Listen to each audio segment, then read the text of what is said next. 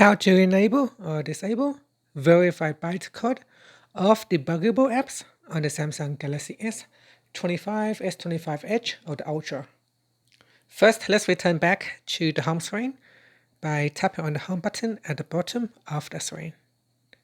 Now from the home screen, swipe down at the top to open up Quick Settings. In here, tap on the Settings icon. Next, we scroll down to the bottom and tap on Developer Options. Now in here, we're going to scroll down to the debugging section.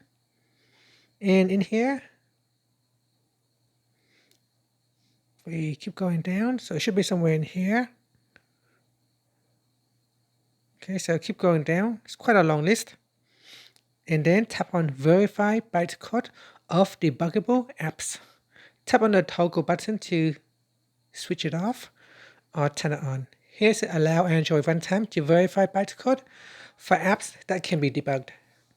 And that's it. After that, tap on the home button to return back to the home screen. Thank you for watching this video. If you found it helpful, please like and subscribe to my channel for more videos.